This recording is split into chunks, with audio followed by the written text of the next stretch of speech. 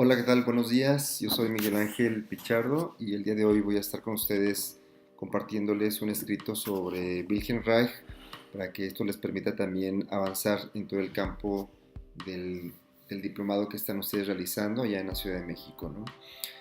Bueno, voy a dar lectura a este escrito que habla un poquito sobre la vida y la importancia más bien de la obra de Wilhelm Reich.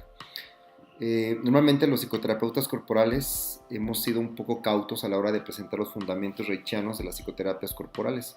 Normalmente se destaca con ahínco las innovaciones técnicas al interior del movimiento psicoanalítico, así como las disidencias que llevaron a la sociedad psicoanalítica a expulsar a Wilhelm Reich de sus filas, así como toda la serie de escándalos promovidos por sus detractores al abordar el tema de la genitalidad y el orgasmo, o peor aún, al promover una psicoterapia del orgasmo.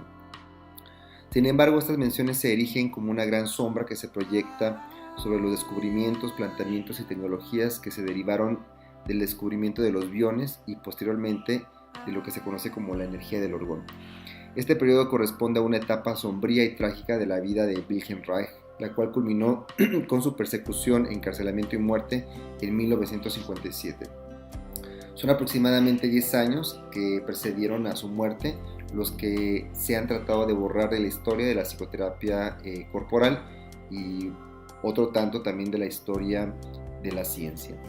El silencio y la omisión de los planteamientos de los últimos 10 años de su vida solo viene a confirmar lo que muchos de sus detractores opinaban sobre Reich, que era un psicótico con delirios de persecución, que llevaba a cabo experimentos fantasiosos y teorías extravagantes que se encontraban al margen de la ciencia y de la realidad.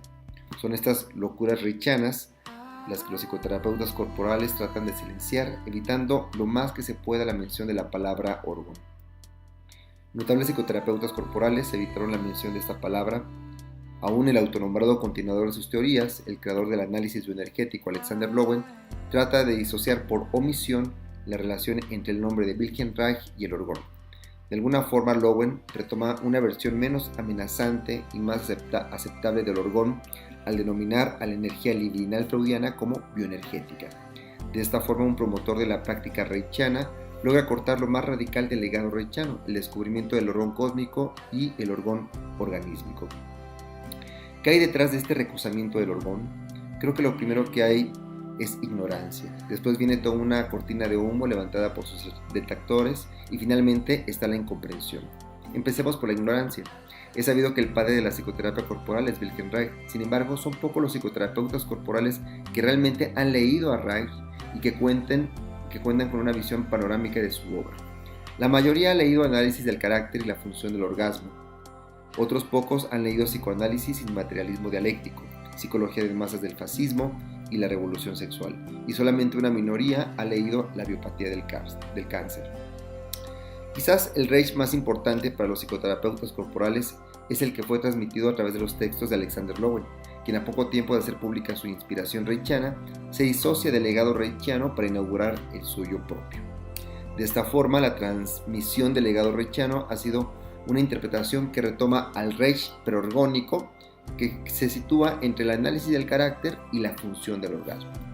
Este periodo preorgónico ha sido el preferido por muchos psicoterapeutas corporales que provienen del campo del psicoanálisis y de la Gestalt, debido a que es donde se puede conocer más de cerca la clínica y la terapéutica de la vegetoterapia caracteroanalítica, concepto que pretendió denominar la unidad del campo somático y el psíquico. Los escritos posteriores del periodo orgónico quedan sepultados completamente en el olvido. Quizás para muchos el periodo preorgónico, que oscila entre el exilio psicoanalítico y el trabajo vegetativo, sea el menos amenazante desde el punto de vista del estatuto mental de Reich y de las implicaciones de su terapia, que al ser despolitizada y desexualizada es asimilada con menos resistencia por la psicoterapia humanista y por ciertos psicoanalistas. La idea de que el Reich preorgónico aún se encuentra mentalmente saludable es debido a que se asocia su proceso de deterioro mental con extravagancia de sus teorías orgonóticas. Para muchos psicoterapeutas, la vida y obra de Reich se divide entre el estado mental saludable y otro de deterioro mental. Y en esta distinción reside la segunda recusación, la cortina de humo levantada por sus enemigos. Para muchos resulta evidente que el deterioro mental de Wilhelm Reich al aumentar sus acusaciones paranoicas de traición y persecución. La pregunta que surge es si estas acusaciones formaban parte de un síntoma de su psicosis paranoica, como muchos de sus críticos y adversarios acusaron en su momento, o si tales traiciones y persecuciones tenían un fundamento real, o quizás una tercera opción, donde aunque existieran dichas persecuciones, persistiera un deterioro mental. Lo cierto es que, aunque pareciera una conspiración, existía realmente un círculo de adversarios a la obra reichiana, quienes se tomaban el tiempo de movilizar recursos para realizar una verdadera campaña de desprestigio en contra de la obra y la persona de Wilhelm Reich. El principal argumento que pareciera desenmascarar a los complotistas es que si bien se le acusaba de loco y charlatán, estos se tomaran la molestia de realizar un trabajo de desprestigio sistemático. Si realmente Reich estuviera loco, padeciendo un trastorno mental, o si fuera un charlatán que inventara conceptos extravagantes, entonces sería innecesaria la campaña sistemática de desprestigio. Muchas de las persecuciones y expulsiones que sufrió Reich fueron promovidas por terceras personas, lo cual hace cuestionarse el trasfondo de dichas injerencias, ya fueran políticas, económicas o personales. Sin embargo, la duda persiste. La difamación asestó un golpe mortal a la vida, la obra y al legado reichiano, en sentido de que la infusión de la duda ha permeado de forma continua la reputación de Wilhelm Reich a lo largo de la historia. Hasta la actualidad siguen propagándose los rumores o acusaciones de charlatán, loco, paranoico, de que estuvo recluido en un hospital psiquiátrico, de que fue diagnosticado como psicótico paranoico, de que murió en un psiquiátrico, etc. Actualmente sabemos, y en su momento también, que dichas historias son completamente falsas. Reich nunca fue diagnosticado, ni estuvo en un psiquiátrico, ni murió en un hospital psiquiátrico, y sin embargo, el desprestigio tuvo una honda repercusión post-mortem. La cortina de humo levantada sobre la vida y obra de Wilhelm Reich ha alejado a muchas personas para conocer la obra reichiana, o también las ha predispuesto para acceder a su vida y obra desde una postura prejuiciada. Es obvio que la historia le debe una disculpa a este autor, empezando por las instituciones, las organizaciones y las personas que realizaron esta difamación. La cortina de humo persiste y sigue promoviendo posturas irracionales que continúan el legado de seguir acusando de charlatán y loco a este personaje. Finalmente, como producto de la ignorancia y de la cortina de humo, el acceso a la obra reichiana no puede ser parcial. Siempre quedará la duda de si la expulsión de la Sociedad Psicoanalítica, del Partido Comunista, su expulsión de varios países o la persecución judicial fueron fruto de un narcisismo patológico y de un deterioro mental, o si realmente existió una orquestación deliberada para acabar con su reputación. En este sentido, resulta hasta cierto punto sensato el que su obra completa no esté disponible, sino fragmentada en distintos libros y que solo una parte de ellos sea promovida por los ambientes psicocorporales, desterrando la época del Orgón al campo de la teología o el ocultismo. Quizás por esta razón muchos psicoterapeutas corporales se siguen refiriendo a Wilhelm Reich como un psicoanalista o un ex psicoanalista, o presentan la vegetoterapia como un complemento del psicoanálisis. Quizás también sea la razón de que solo en esta corriente psicoterapéutica los iniciados no cuenten con una formación profunda en la obra reichiana y que solo se conozca a Wilhelm Reich a través de textos que lo citan de forma parcial. Esta visión sesgada de la obra reichiana por parte del actual movimiento psicocorporal reduce el aporte de Wilhelm Reich a la extensión del trabajo psicoanalítico hacia el cuerpo, en particular hacia las técnicas de expresión emocional a través del cuerpo, así como la lectura corporal del carácter. Sin lugar a dudas, estos aportes reichianos han sido reconocidos tanto por psicoanalistas de la técnica activa como por otros psicoterapeutas provenientes de otros campos como la Gestalt. Junto a estos aportes también se le reconoce a Reich la incursión en el campo de la psicología política y sexología. Esto en lo que se refiere a su periodo sociopolítico, que tiene como referente la Sexpol. Cabe mencionar que estos aportes no son originales y me parecen pobres en comparación con la labor realizada en el periodo orgonómico. Aunque los aportes psicocorporales sean importantes, no son ni por mucho originales. Si redujéramos el aporte reichiano al análisis del carácter, la vegetoterapia y la economía sexual, tendríamos que decir que son aportes pobres y por lo demás ya conocidos en su época. Es sabido que la labor del trabajo con el cuerpo fue iniciada por Sigmund Freud, técnica que después abandonó y que muchos de sus discípulos rescataron en una versión activa de la técnica psicoanalítica, dentro de los cuales se encontraba también Wilhelm Reich. La visión vegetativa tampoco fue original de Reich. Para eso podemos registrar la labor de Alexander Luria y de toda la visión neuropsicoanalítica que se ha suscitado actualmente en Estados Unidos.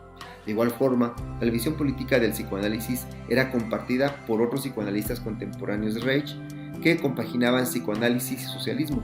En ese sentido, Reich no fue ni el primero, ni el único, ni el más original, aunque sí el más claro y visionario.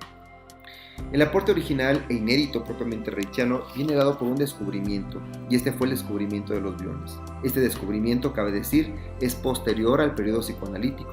De hecho, podemos decir que el psicoanálisis pasó a ser un apéndice del trabajo de Reich en esa época. Más bien podemos ubicar el descubrimiento reichiano de los biones no en el consultorio, ni en los pacientes, y mucho menos en el psicoanálisis. El descubrimiento de los biones se realiza en el laboratorio, en las células y desde una labor de investigación experimental en el campo de la biología. Las coordenadas reichianas se desplazan hacia el campo totalmente ajeno al del discurso, al inconsciente y la psicoterapia, y se ubica en el campo de la investigación de la constitución de la naturaleza. Muy bien podemos marcar una especie de salto cuántico a partir del descubrimiento de los biones, pues a partir de ese momento toda la historia previa se reescribe desde una nueva perspectiva biofísica. Reich reescribirá todos los planteamientos anteriores, corregirá muchos de sus presupuestos y tomará distancia con respecto a las corrientes y movimientos ideológicos que tuvieron un gran peso en su pasado. Esta distancia le permitirá relativizar sus hallazgos y reescribir su visión sobre el organismo, la sexualidad, la genitalidad, el carácter, el trabajo psicoterapéutico, entre otras. Su labor psicoterapéutica ya no se denominará vegetoterapia caracteroanalítica, sino orgonomía u orgonomía funcional. Claramente Reich no genera otra corriente psicoterapéutica. Reich abre el campo simbólico y material a un nuevo paradigma científico desde el cual es posible comprender la energía, la materia, la vida, la conciencia y el mundo, asumiendo una visión holística que integra la biología, la economía, la ecología, la psicología, la política, la física, la ingeniería, la medicina y la educación. El descubrimiento reichiano abre una puerta hacia otra dimensión totalmente desconocida para los psicoanalistas y los psicólogos, aún para los médicos, y logra compaginar lo que hasta ese momento se encontraba separado por un gran abismo epistemológico. El descubrimiento de los biones abre la mente de Reich a campos inimaginables aún y ahora para quienes hemos incursionado en estos descubrimientos. Es un campo tan vasto que no es posible abordarlos desde una corriente psicoterapéutica y que por mucho rebasa los alcances de la psicología, desbordando los campos delimitados de los saberes y las especializaciones para venir a romper y a la vez a unificar un campo que bien podríamos llamar de bioenergía o mejor dicho, de la orgonomía.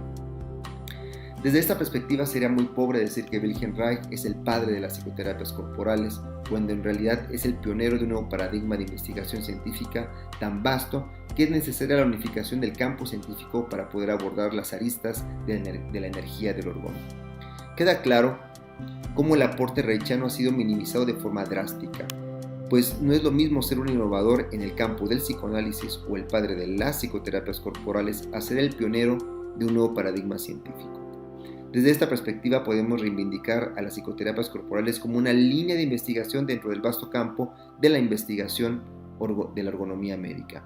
Veremos cómo la asunción de los descubrimientos reichianos a partir de los biones viene a dinamizar y potenciar lo que hasta ahora era considerado solo como una corriente o un apéndice de otras corrientes psicoterapéuticas. Desde esta nueva perspectiva es posible visualizar los impactos que ha tenido la cortina de humo para el avance en el estudio, difusión e investigación en el campo de la ergonomía. De esta forma, no resulta tan raro que hayamos escuchado hablar siempre de psicoterapia corporal o bioenergética y no del orgón, la ergonterapia o la ergonomía funcional. Ahora es posible reivindicar la ergonomía como el campo propiamente reichiano, muy superior al análisis del carácter, a la economía sexual y la vegetoterapia. Creo que en la actualidad contamos con una ventaja con respecto a quienes nos precedieron en el campo de la psicoterapia corporal. Esta ventaja consiste en que la obra reichiana de la ergonomía es posible entenderla a la luz de los avances contemporáneos de la física y de los márgenes de la biología, la astrofísica, la paleontología, la antropología y la filosofía de la ciencia. Menciono de forma muy particular a la física porque es en este campo donde se han realizado las principales investigaciones en el estudio del orgón sin mencionar esta palabra. utilizando otro tipo de categorías como energía libre, energía del punto cero, energía longitudinal, materia y energía negra, energía del vacío cuántico, etc. Al día de hoy podemos decir que Reich no está solo, sino que cuenta con un sinnúmero de compañeros de viaje en este apasionante descubrimiento de la energía del orgón. Por otro lado, de forma inesperada, el estudio e investigación de la ergonomía funcional se conecta con todo el espectro de terapias alternativas y energéticas del nuevo paradigma que de forma empírica, intuitiva, poética y pragmática trabajan con la energía cósmica, la energía universal, la energía kundalini, el prana, el ki, el chi, el tao o cualquier otra metáfora que haga referencia a lo que los reichianos denominamos orgón. En el campo de la ergonomía funcional se le conoce como terapias de convergencia energética y se hace referencia de forma muy concreta a la acupuntura, los acumuladores de orgón, la nutrición energética, la homeopatía, el shiatsu, la cámara Kirlian, entre otras técnicas y tecnologías que trabajan directamente con el orgón. Considero que el conocimiento de la energía orgónica tiene un gran potencial para los psicoterapeutas corporales, pues esto permite trascender el limitado campo psicoterapéutico para abrirnos a todo un universo que trabaja con la energía orgónica para la prevención y el tratamiento de biopatías. El descubrimiento reichiano sobre los biones y la energía del orgón no es un evento aislado en la historia de la ciencia. Existe toda una lista de científicos y experimentadores radicales que fueron excluidos de los centros culturales y académicos hegemónicos y que también fueron perseguidos por atentar a los intereses económicos de grupos y corporativos de poder. En otro momento hablaremos de estos otros descubridores e investigadores en este campo convergente con el reichiano. Por el momento me quedo hasta aquí, solamente para invitarlos a iniciar la lectura del análisis del carácter, que es una obra fundamental de Wilhelm Reich, donde podrán ustedes constantemente identificar la transición que hace Wilhelm Reich del psicoanálisis al campo de la biofísica, de la vegetoterapia y de la perspectiva ergonómica o bioenergética en el trabajo terapéutico. Obviamente pasa del campo propiamente de los problemas mentales y emocionales al campo de las enfermedades, en este caso de la esquizofrenia, del cáncer o de otras llamadas biopatías secundarias. Es muy importante tener claro la visión psicoanalítica que desarrolla Wilhelm Reich. Obviamente hace aportes al psicoanálisis, sin embargo esta perspectiva psicoanalítica digamos que se subsumirá posteriormente a toda esta visión mucho más amplia, más dinámica y más fuerte que hemos denominado como el campo de la orgoterapia funcional.